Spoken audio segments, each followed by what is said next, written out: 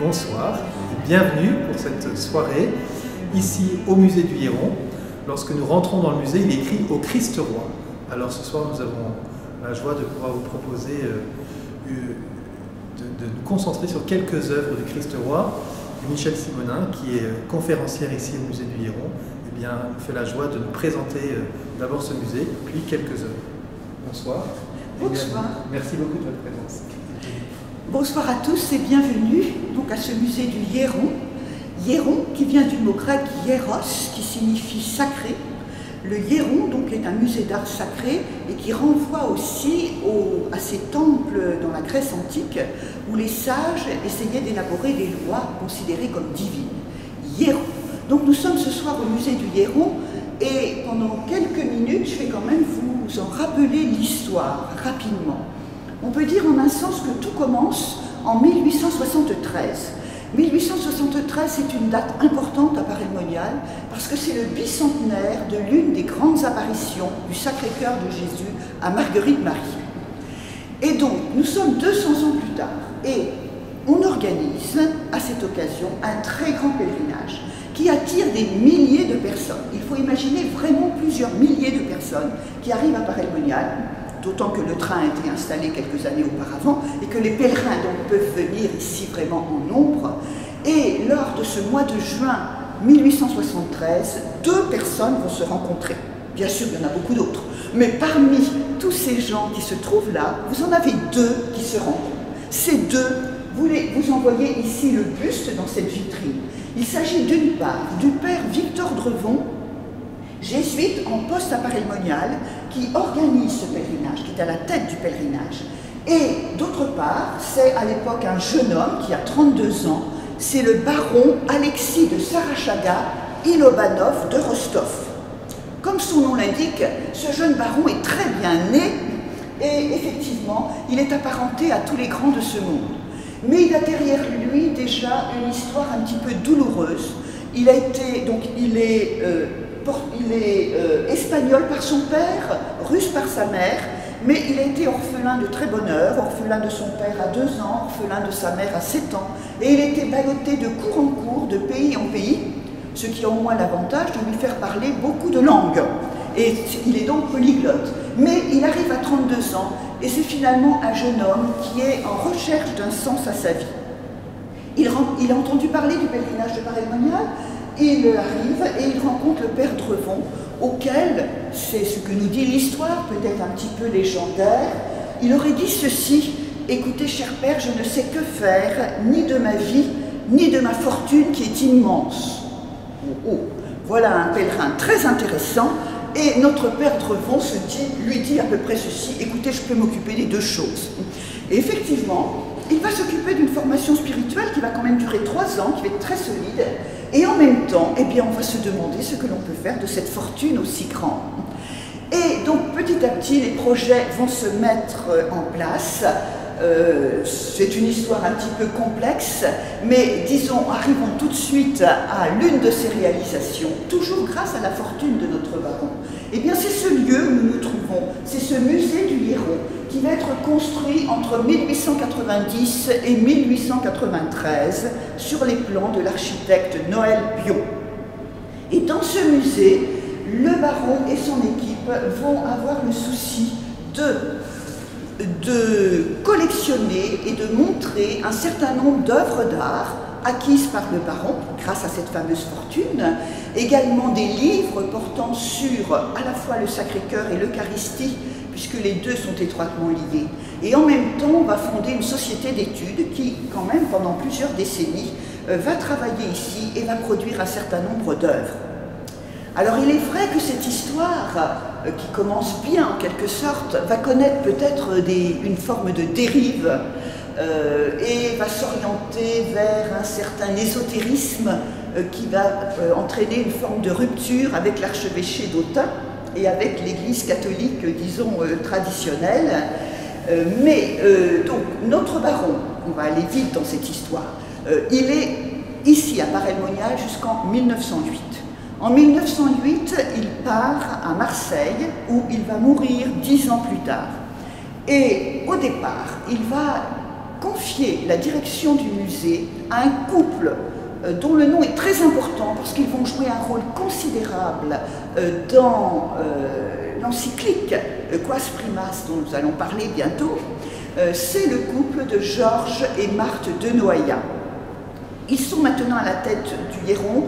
Ils vont ramener, disons, l'histoire du Héron dans des voies beaucoup plus classiques, beaucoup plus traditionnelles. Et ils vont faire un travail considérable, donc de prospection. Ils connaissent effectivement beaucoup de monde. On dirait aujourd'hui qu'ils ont des réseaux très importants. Et grâce à cela, donc, on va arriver à la reconnaissance, enfin, à cette encyclique de 1925, du 11 décembre 1925, Quas Primas. Mais avant, quand même, souvenons-nous que dès le début, dès la fondation de ce musée, et même avant, l'idée du Christ roi était intimement liée à celle du Sacré-Cœur. En tout cas, dans l'histoire du Héron, le Sacré-Cœur et le Christ roi, c'est étroitement lié. Et une première série de revues qui va être fondée par le baron aura pour titre le règne du Christ roi. Le règne du Christ. Donc, c'est dire que cette histoire-là qui aboutit à l'encyclique, elle a vraiment, elle s'est développée pendant des années, elle a mûri pendant des années dans ce lieu où se sont rencontrés quand même un nombre considérable de théologiens, de philosophes, d'hommes de science, d'hommes politiques aussi. C'est une histoire finalement très, très riche qui a eu lieu ici et qui aboutit à cette encyclique. Voilà l'histoire.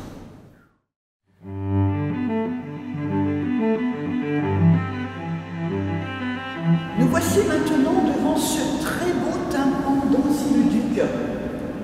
Tympan qui provient de ce petit village à une vingtaine de kilomètres au sud de Paray-le-Monial, qui peut-être, alors il y a deux hypothèses possibles, provient d'une enceinte qui entourait le prieuré ou de l'église paroissiale, peu importe, dans les deux cas, il y a eu destruction au moment de la Révolution française et on a sauvé in extremis ce tympan.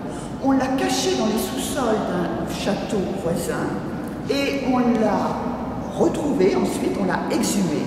Et comme il ne pouvait plus retrouver sa place originelle, on l'a donné, on l'a déposé dans ce musée où il se trouve effectivement très bien.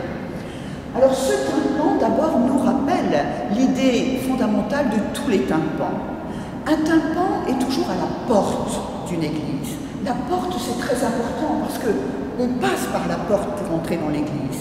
Mais en même temps, il y a des gens qui n'entrent pas dans l'église et qui restent à la porte. Or, le tympan, il s'adresse d'abord à ceux qui sont à l'extérieur, qui sont devant, et qui peut-être n'entreront jamais dans l'église parce que ça ne les intéresse pas, parce qu'ils n'ont pas la foi, ou pour toutes sortes d'autres raisons. Mais il faut quand même, en quelque sorte, les évangéliser, il faut quand même leur donner quelque chose à voir, leur donner une question. Et c'est pourquoi, en général, les tympans présentent une idée maîtresse de la religion, une idée qui doit faire réfléchir. Il faut imaginer le passant qui s'arrête devant le tympan et qui se dit « mais qu'est-ce que cela peut vouloir dire ?» D'où des thèmes effectivement magistraux. Pensons par exemple au jugement dernier tel que nous pouvons le trouver à Autun, à la Pentecôte que nous trouvons à Vézelay. C'est toujours une idée centrale, une idée magistrale. Eh bien ici, notre tympan ne déroge pas à cela et nous présente une idée centrale du christianisme et une idée en plus qui a un rapport direct avec notre fête du Christ roi. En effet, l'idée centrale qui est présentée ici, c'est que Dieu s'est fait homme et qu'il est venu habiter parmi nous. Dieu, roi, s'est fait homme, il est venu habiter parmi nous. Et nous avons ici deux registres dans ce tympan. Le registre supérieur ou céleste avec ce demi-cercle, le registre inférieur ou terrestre avec ce linteau. Ce registre inférieur représente, et c'est extrêmement rare, nous sommes ici en ce début du XIIe siècle, c'est l'époque romane, on est vraiment dans notre pays marqué par ce monde roman, par les sculpteurs cluniciens, et nous avons ici un thème tout à fait remarquable dans ce linteau, c'est le Christ qui est présenté ici comme un petit enfant, comme le bébé qui tête encore sa mère. Nous avons la Virgo ici qui est représentée, Virgo, la Vierge allaitante, qui bébé, il est au milieu des êtres humains. Il est venu parmi nous comme tous les hommes. Il a pris la condition d'homme de la naissance jusqu'à la mort, et de la naissance comme tous les êtres humains, c'est-à-dire comme un petit bébé qui a eu une maman. Si bien, alors, il est là, petit enfant parmi les êtres humains. On a des hommes, on a des femmes. Certains pourraient les reconnaître si on avait le temps de les regarder de très près. Peut-être Saint Pierre avec ses clés, Saint Paul, peut-être Moïse, ici de l'autre côté les saintes femmes. Mais l'idée centrale, c'est qu'il est au milieu des hommes et qu'il est venu prendre la condition humaine depuis son origine, depuis sa naissance.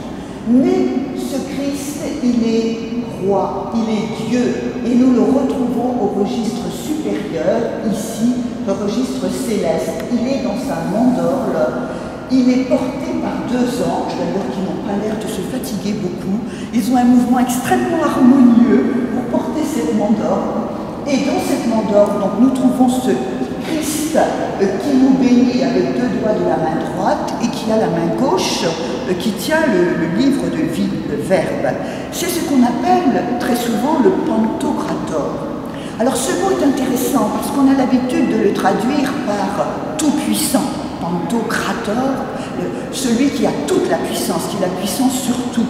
Mais il y a un autre sens voisin, un petit peu différent, qu'on trouve dans le mot grec, qui signifie moins la puissance que le fait de tout embrasser, le fait de maintenir l'ensemble du monde, de l'embrasser, de le porter, de le maintenir. Et c'est moins la puissance qui est mise ici en évidence que la volonté de porter ce monde, le Pantocrator. Et c'est peut-être là qu'on retrouve l'idée la plus intéressante du Christ roi. Il n'a peut-être pas tant cette puissance à laquelle on pense habituellement que, je dirais, la puissance de l'amour qui nous porte, qui nous supporte, qui s'occupe de chacun de nous comme un berger. Et le premier texte de cette cérémonie nous rappellera ça, comme un berger qui est capable de porter toutes ses brebis et de les reconnaître toutes. Christ Pantocrator qui nous porte, qui nous embrasse, qui embrasse le monde. Donc nous avons bien une idée centrale. Il est homme, il est Dieu, il est homme tout petit, il est venu tout petit dans ce monde, mais il est en même temps tout puissant par son amour qui veut embrasser l'humanité tout entière. Nous avons en quelque sorte ici une espèce de condensé, de résumé de l'idée centrale, disons, du Nouveau Testament. Mais nous savons que cette idée, elle a été présentée, préfigurée, annoncée par l'Ancien Testament. Et c'est pourquoi on a pris soin dans cette sculpture de présenter ici et là sur les chapiteaux des prophètes de l'Ancien Testament, des prophètes qui portent des phylactères sur lesquels était annoncée cette venue du Christ. Donc, si nous ajoutons l'ensemble des prophètes de l'Ancien Testament et ce résumé du Nouveau Testament, nous avons en quelque sorte dans ce magnifique tympan sculpté, je veux dire, un condensé de la Bible, un condensé des idées centrales de la Bible. Nous admirons aussi, alors outre cette idée principale, nous admirons bien sûr la technique des sculpteurs, sans doute formés comme tous ces sculpteurs à l'époque de la grande abbaye de Cluny, dans les meilleurs ateliers de l'époque. Et par exemple, quand on regarde ce linteau, on voit à quel point ces personnages ont été bien sculptés. Vous voyez, ils ne sont pas du tout droits, hiératiques, rigides, non. On a voulu leur donner du mouvement. Ils ont le genou en avant, ils vont dans une direction qui est celle du Christ. Et puis, ils ont tous des visages différents, comme si, aux yeux de Dieu, chacun était unique.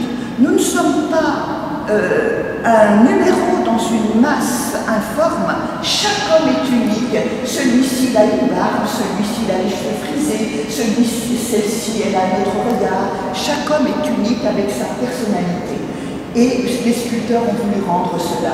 Ils ont voulu rendre aussi la dynamique, le mouvement, par la beauté des plis des vêtements, le travail sur les plis des vêtements, qu'il s'agisse des vêtements de ces personnages ou, à l'étage supérieur, les vêtements du Christ, ici, magnifique travail sur l'épée ou les vêtements des anges ici.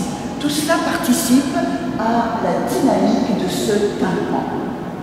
Enfin, j'ajouterai cette dernière chose, ce tympan que nous admirons en pierre calcaire un petit peu ferrugineuse, toute la couleur rouge, il faut imaginer qu'il était couvert de jolies couleurs très vives, qu'il était polychrome. Et tout à l'heure, je parlais de la volonté d'attirer l'attention de celui qui passait devant. Imaginez à quel point celui qui passait devant pouvait être attiré par ces verts, ces rouges, ces jaunes, assez violents d'ailleurs. On a souvent oublié cela, mais c'était une façon aussi d'attirer l'attention. Cette couleur, on en a retrouvé quelques pigments. Certes, elle disparaît parce qu'elle est fragile, elle a disparu avec le temps, mais il faut se la rappeler pour montrer l'importance que pouvait avoir un tel tympan.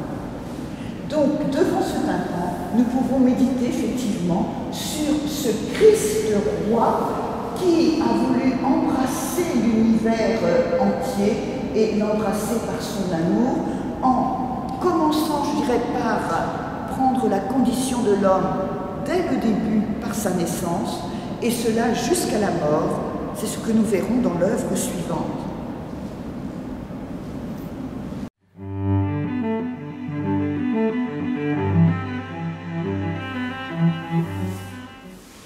Nous sommes maintenant dans la salle sous le signe de la croix. Rappelons-nous tout d'abord que la croix n'a pas été choisie d'emblée comme signe de reconnaissance par les chrétiens. La croix était plutôt un signe de malheur associé à quelque chose de négatif. Et pendant les premiers siècles, les chrétiens se sont reconnus à l'aide d'autres symboles comme le poisson, ictus, comme l'agneau égorgé. Il faudra attendre le IIIe siècle pour qu'on commence à voir les croix apparaître comme symbole et comme signe de reconnaissance. Et il faudra attendre le VIe siècle pour qu'on ose enfin placer sur la croix le crucifié. Il faut bien réaliser quand même que ce crucifié n'a a priori rien d'attirant, bien au contraire. Le crucifié, il est ici l'image de la souffrance, de l'une des plus grandes souffrances. Donc on a attendu assez longtemps, 6 siècles, pour oser placer un crucifié sur la croix. Mais à partir de ce moment-là, on va aller de plus en plus loin, en tout cas tout au long du Moyen-Âge, dans une représentation doloriste du Christ, afin de solliciter la piété, afin que les croyants puissent se dire en contemplant le crucifix, mais vraiment il a souffert pour nous. Donc à ce moment-là, on va avoir des représentations de plus en plus doloristes de ce Christ.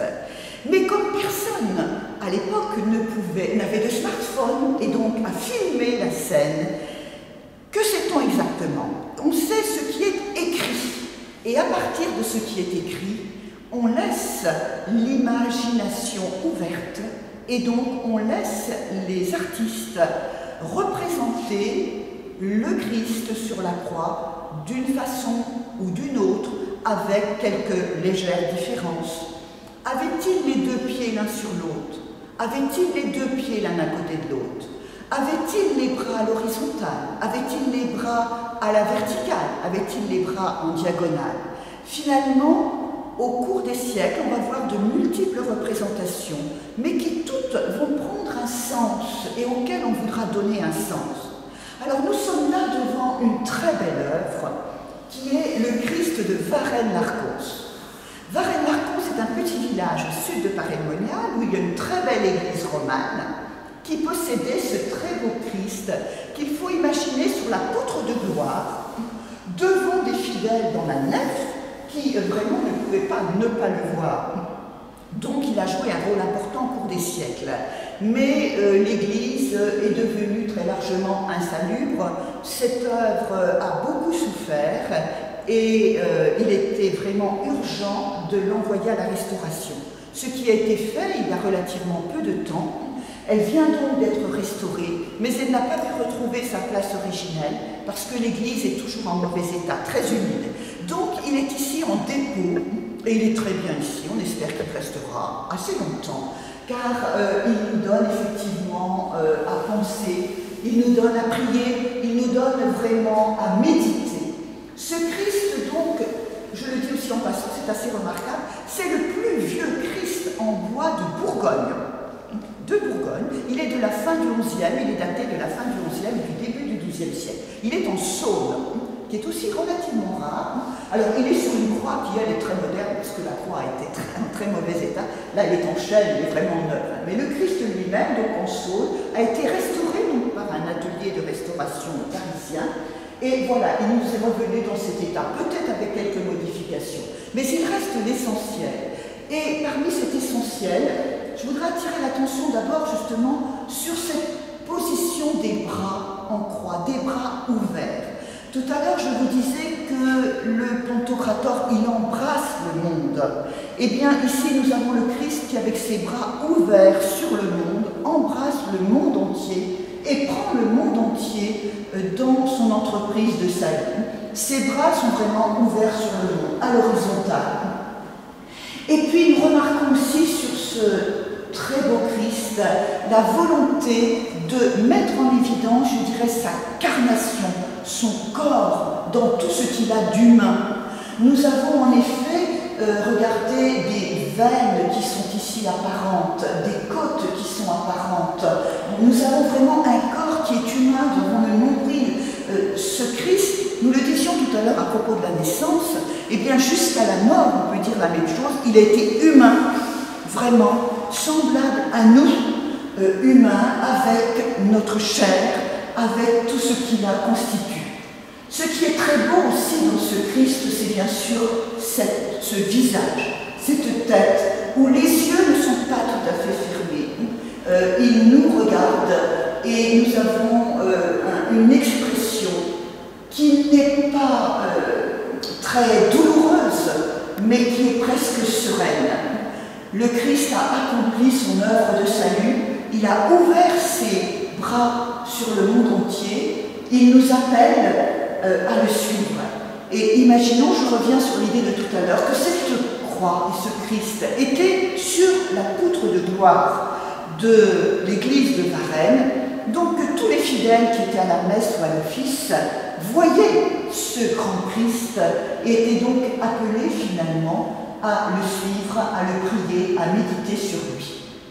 Dernière petite remarque, c'est ce très beau périsonium que nous voyons ici, ce linge de tissu avec ce très beau nœud. Nous voyons des motifs et de la polychromie qui sont datés de la fin de l'époque gothique. Les restaurateurs nous ont dit qu'ils n'avaient pas pu aller plus loin dans la restauration, sinon ils auraient enlevé toute cette peinture. Donc elle est postérieure au Christ lui-même, je vous rappelle, fin du XIe, début du XIIe. Mais elle nous rappelle aussi qu'au cours des siècles, des œuvres comme celle-ci sont reprises, on ajoute des choses, peut-être qu'on en enlève, c'est-à-dire qu'elles sont vivantes finalement pour les fidèles qui ajoutent ou retranchent telle ou telle chose. On pense aussi qu'il y a peut-être eu des ajouts au niveau des cheveux, au niveau de la barbe, mais encore une fois, cela montre finalement la vie de l'œuvre d'art. Ce n'est pas une œuvre d'art qui était faite pour être éternellement dans un musée sans connaître aucune modification. C'est une œuvre d'art qui est offerte aux fidèles pour les inviter à prier. Ah oui, ajoutons bien sûr les dimensions de ce Christ. Je vous dis qu'il est grand, mais vous voulez connaître ces dimensions. Eh bien, il mesure 1,75 m, donc ce qui est remarquable, et il a une largeur ici des bras de 1,62 m.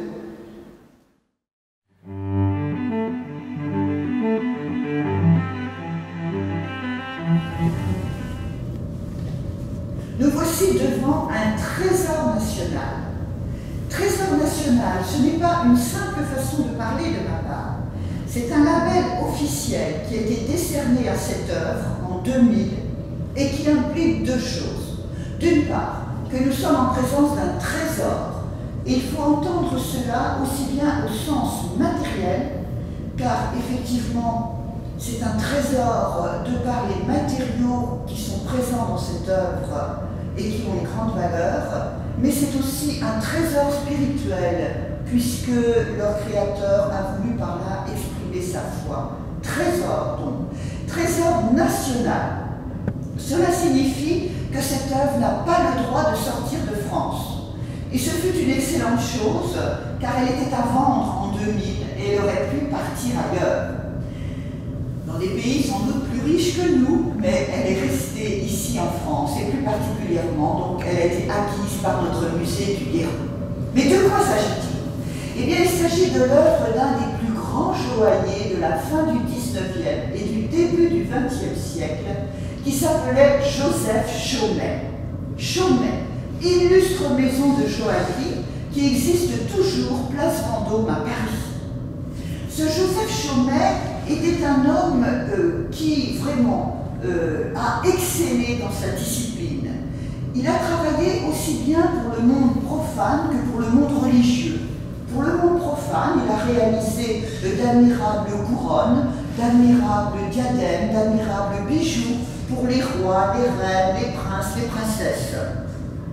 Il a aussi travaillé pour le monde religieux parce que c'était un homme de grande foi, c'était un catholique pratiquant qui, en cette période difficile, on était à la fin du XIXe, au début du XXe siècle, dans une période de lutte contre la religion, Joseph Chaumet a toujours voulu affirmer haut et fort à quoi il croyait. Et il n'a jamais mis sa foi dans sa poche, bien au contraire. Et cette œuvre est pour lui, en quelque sorte, un acte de foi qu'il a réalisé totalement librement. Personne ne lui a commandé cette œuvre, personne ne lui a demandé de faire cela. Il l'a imaginé seul, il l'a réalisé seul avec ses ouvriers, comme justement cet acte de foi résumant ce à quoi il croyait. À cette œuvre, il a donné comme titre la Via Vitae, c'est-à-dire la voie de la vie, le chemin de la vie. Ce chemin de la vie, on va le voir, c'est le chemin que le Christ nous a offert par sa vie, de sa naissance à sa mort et à sa résurrection. Un chemin de vie qui est une voie royale aussi. Quelques mots rapidement sur l'histoire de cette œuvre avant de la décrire plus en détail. Joseph Chaumet donc la réalise à peu près en 10 années, entre 1894 et 1904. Lorsqu'elle est terminée, elle va prendre place dans les salons de la maison Chaumet, place Vendôme à Paris, où tous ceux qui entrent peuvent l'admirer. Cela jusqu'à sa mort. En homme sage, sentant la mort venir, il écrit son testament. Et dans ce testament, il stipule qu'il lègue cette œuvre à la basilique du Sacré-Cœur de Montmartre. Après sa mort, on ouvre le testament, on fait venir le recteur, qui, loin de se réjouir de ce cadeau royal, se demande comment il pourrait en assurer la sécurité. C'est un cadeau effectivement difficile quand même à gérer. Et finalement, eh bien, cette œuvre, elle n'ira jamais dans la basilique du Sacré-Cœur de Montmartre. Alors, petit clin d'œil de la Providence, cette œuvre qui n'a pas pu aller au Sacré-Cœur de Montmartre, elle est venue dans la cité du Sacré-Cœur, à Paray-Monial. Donc, je pense que Joseph Chaumet est content là où il est. Quelque part, son testament est réalisé.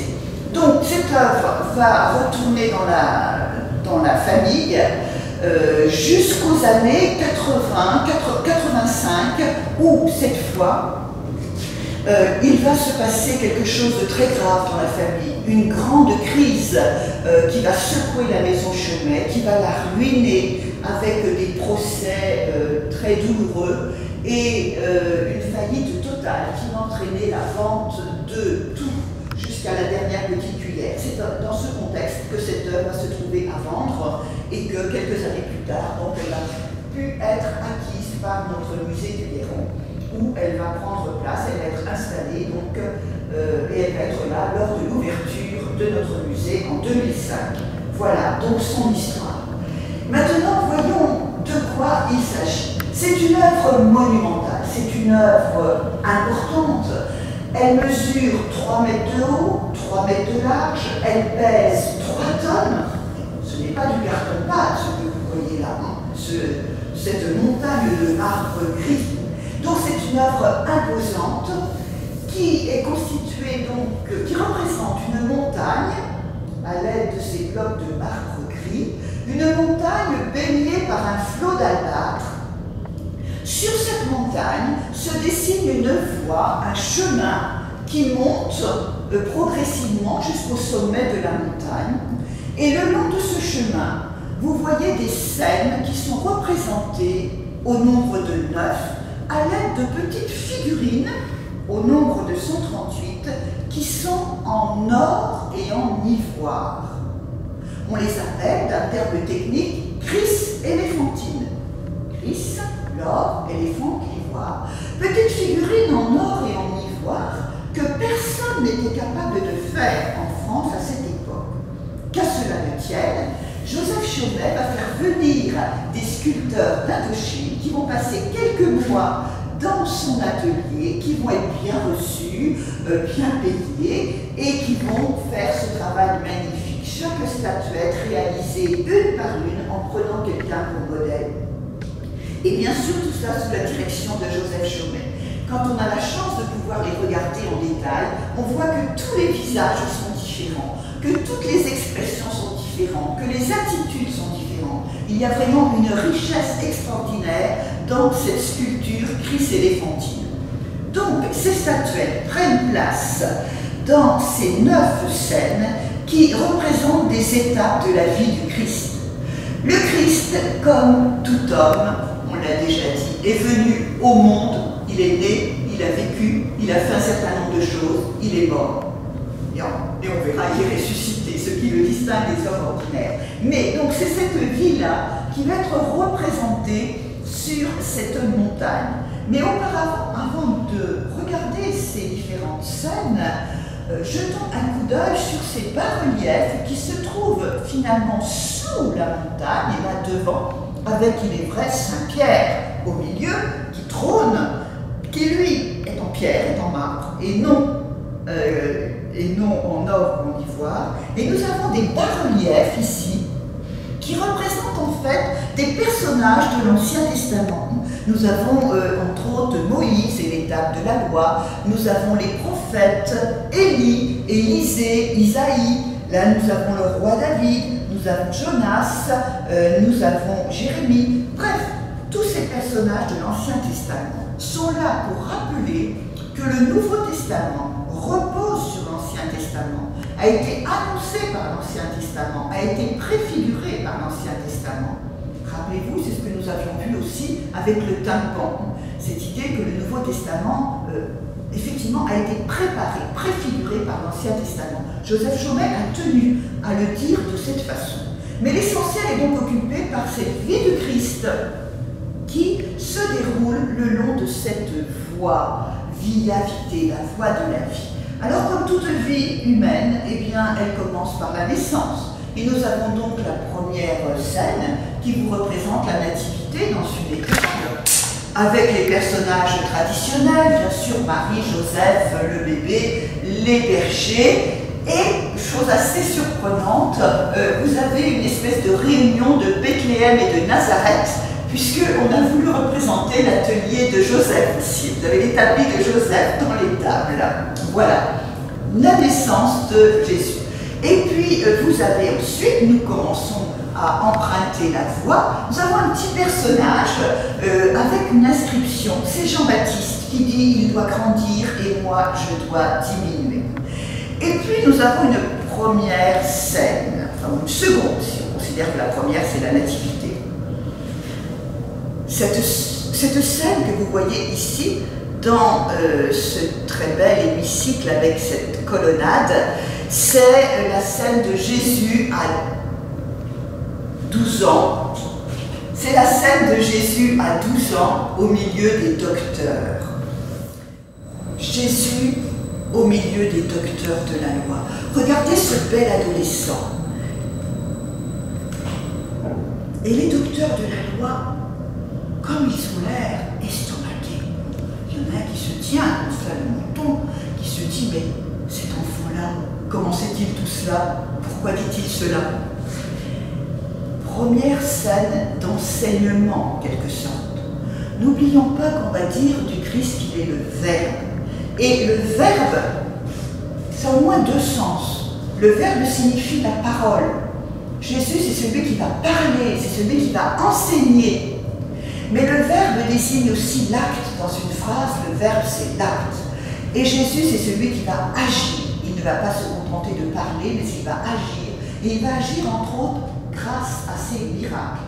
Alors, Joseph Chaumet raconte tout cela, comment il a pensé ces scènes, aura le soin d'équilibrer les deux choses en nous présentant deux scènes d'enseignement et deux scènes de miracle. Donc, première scène d'enseignement, nous venons de la voir, c'est Jésus au milieu des docteurs. Deuxième scène d'enseignement, c'est le sermon sur la montagne. Ça y est, nous sommes cette fois dans la vie publique et Jésus va parler. Jésus va enseigner. Et voilà cette scène qui apparaît. Il est assis un petit peu au-dessus de la foule. Et vous avez la foule, différente, bariolée. Il y a des gens qui l'écoutent, puis il y en a qui ne l'écoutent pas. C'est toujours comme ça. Il y en a qui regardent ailleurs. Il y en a qui sont près avec leurs amis, avec leurs enfants. Jésus parle. Que celui qui a des oreilles pour entendre, entende. Il y en a, la parole va peut-être tomber sur des cailloux, sur le sentier, ou elle va tomber dans le cœur de ceux qui écoutent. Jésus parle, il enseigne, il est le Verbe. Mais il n'a pas seulement enseigné, il a agi, Et ces miracles rapportés dans les évangiles vont être représentés ici avec deux belles scènes. Vous avez ici le premier miracle évoqué, c'est celui des noces de Cana. Remarquons ici représenté dans un très bel appartement style 1900. Et oui, puisque c'est aux environs de 1900 que cette œuvre est réalisée, avec entre autres ce décor végétal. Jésus va changer l'eau en vin, et nous le voyons ici, il est en train de changer l'eau en vin, et croyez-moi sur parole, quand on peut regarder dans les jarres, on voit déjà des grenats. Les grenats, ce sont des pierres rouges, ce qui signifie que le miracle a déjà eu lieu. Il a changé l'eau en vin. Nous voyons un serviteur qui tire de l'eau. Et puis nous voyons ceux qui sont à table ici derrière. Et il y en a un qui a soif. Il avance le cou, il a vraiment soif, il attend que ça vienne. Jésus est présent dans les moments les plus heureux, mais comme dans les moments les plus douloureux. Aussi, après ce miracle, dans un moment joyeux, le mariage, Joseph Chaumet va choisir de présenter un autre miracle, en quelque sorte quand même beaucoup plus important, beaucoup plus magistral, c'est la résurrection de Lazare. Et nous continuons de monter sur notre voie. Et voici la résurrection de Lazare.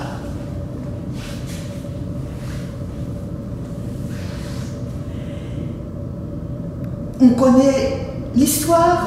Jésus avait ses trois amis, ses deux sœurs et ce frère, Marie, Marthe et Lazare. Il n'était pas là quand Lazare est mort, il arrive 3 ou 4 jours plus tard, Lazare est déjà enterré, mais Jésus, après avoir pleuré sur cette mort, va ressusciter Lazare. Et nous voyons ici, si vous pouvez le distinguer, Lazare qui est déjà en train de sortir de son tombeau, enveloppé de son suaire, mais déjà en train de sortir. Et tous ceux qui sont là devant, dont les sœurs de Lazare, évidemment, très surpris par ce miracle. On remarque la place centrale dans l'œuvre de ce miracle, parce que ce miracle préfigure le miracle par excellence, qui est bien sûr la résurrection du Christ. Remarquons la place centrale qu'occupe la résurrection de Lazare.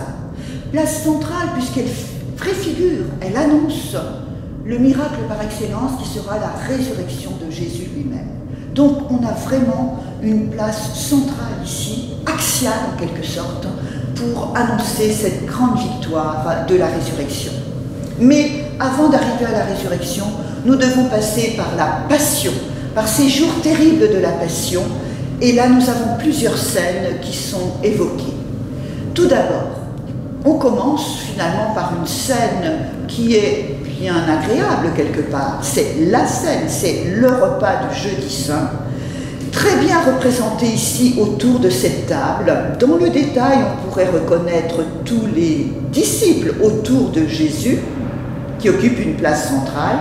On peut voir Judas, entre autres, qui avance sa main près de Jésus pour partager ce pain. Et puis, donc, tous les disciples autour qui écoutent ou qui n'écoutent pas, d'ailleurs, Jésus. Repas du jeudi saint, la scène. Et puis, nous entrons dans la nuit terrible. Nuit terrible du jardin des Oliviers. Regardez ces oliviers, ils ont été sculptés directement dans le marbre. Nuit terrible où il nous est dit que Jésus a sué le sang tant il voyait la souffrance du monde qu'il devait porter. Ce n'était pas sur sa souffrance qu'il suait le sang, mais sur la souffrance qu'il devait porter. Nuit terrible, nuit de prière pour lui, alors que les disciples sont endormis. Il est là en prière, et nous voyons devant lui un ange qui se bouche les yeux car il voit ce qui va arriver, mais il présente la coupe que Jésus devra boire. Ce Jésus en prière au jardin des Oliviers, il était si cher à Joseph Chaumet que c'est lui qui a voulu servir de modèle pour cette statuette. C'est lui qui a enfilé le vêtement, qui s'est mis à genoux et qui a attendu que les sculpteurs le sculptent. Et alors que l'œuvre n'a jamais été reproduite ni imitée, cette statuette, la seule, elle a été refaite en plusieurs exemplaires, à plusieurs échelles, avec d'autres matériaux. Et nous en avons ainsi eu plusieurs lors de l'exposition Joseph Chaumet en 2014. Il y en a une actuellement au Vatican, il y en a une à la Cour d'Espagne et il y en a dans la famille. Le Christ en prière au jardin des Oliviers. Et puis, nous continuons. Scène magnifiquement représentée ici, c'est la flagellation. Jésus est attaché à la colonne de flagellation. Vous avez deux bourreaux, remarquons, ils sont tous en or massif. Deux bourreaux qui vont s'acharner sur lui. Et puis, derrière, nous avons derrière des espèces de grilles, nous avons le peuple. Alors le peuple qui hurle sans doute, on en voit un qui parle comme cela avec ses mains à la bouche, qui doit crier « Crucifiez-le à mort, à mort ». Et les soldats ont bien de la peine à retenir cette foule qui réclame la mort de Jésus. Et puis, nous montons, nous continuons de monter cette montagne et nous voyons en passant un très beau cheval ici sculpté avec un soldat romain. Et nous arrivons à la crucifixion. Jésus est crucifié entre le bon et le mauvais larron. Au pied de la croix, les saintes femmes et Saint Jean et quelques soldats. Il est là, crucifié, et nous sommes au sommet de la montagne. Nous sommes au sommet de la montagne et c'est une scène de mort et de mort atroce qui nous est présentée. Or, Joseph Chaumet nous a annoncé la voie de la vie, le chemin de la vie. Alors, n'arrêtons pas notre regard, ou plutôt, élevons notre regard au-delà de cette croix et voyons bien ce qu'il y a derrière qui est magnifié. Nous avons derrière le tombeau qui est ouvert par un ange.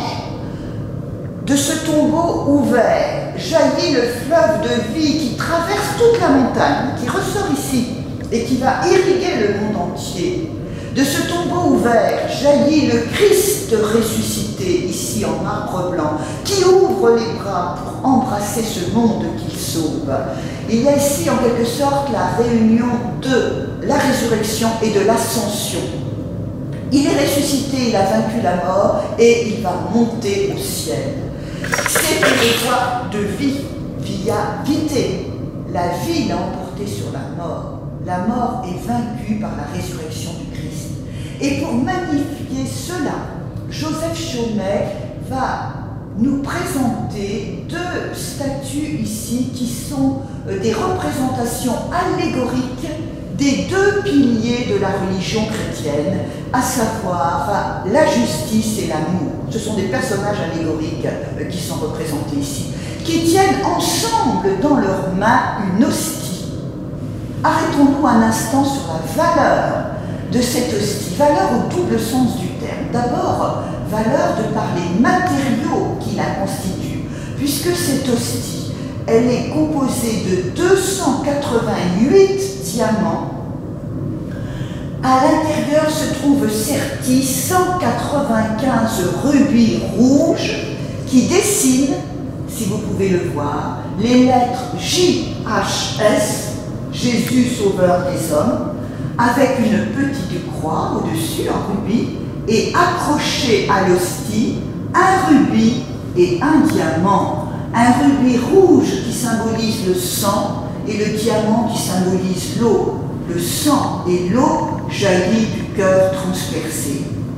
La valeur de cette hostie, la valeur matérielle, symbolise l'extraordinaire valeur spirituelle de l'hostie. Joseph Jourmès s'est encore exprimé là-dessus, en disant qu'en donnant une telle valeur à cette hostie, il a voulu montrer que c'était la valeur par excellence que nous possédions, puisque c'est le Christ lui-même qui se donne dans cette hostie. Donc nous sommes bien en présence, souvenez-vous, d'un trésor national, je dis double trésor. Cette hostie, c'est un trésor par ses diamants, par ses rubis, mais c'est un trésor par ce qu'elle représente, puisque c'est le Christ qui se donne.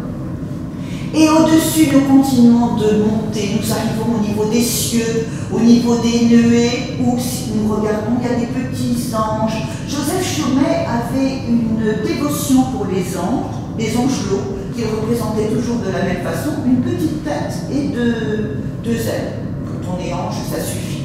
Et vous voyez ici un beau cristal de roche triangulaire qui représente à la fois la Trinité et la gloire du Père. Gloire aussi représentée par ces rayons dorés qui symbolisent effectivement la gloire divine.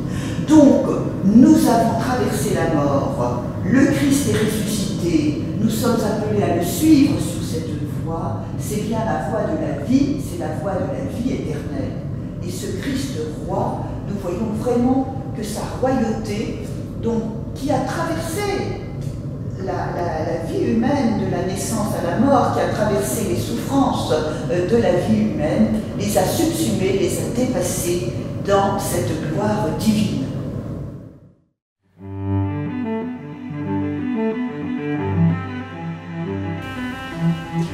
Voilà 3 œuvres que j'ai eu plaisir à vous présenter. J'espère qu'elles vous aideront à mieux vivre et à méditer cette grande fête du Christ roi que nous avons suivie depuis sa naissance jusqu'à sa résurrection, ce berger qui porte l'humanité entière, ce berger dont la royauté est essentiellement une royauté d'amour, de charité. Et j'espère que peut-être cela vous donnera envie de revenir dans ce musée et de découvrir beaucoup d'autres œuvres qui s'y trouvent.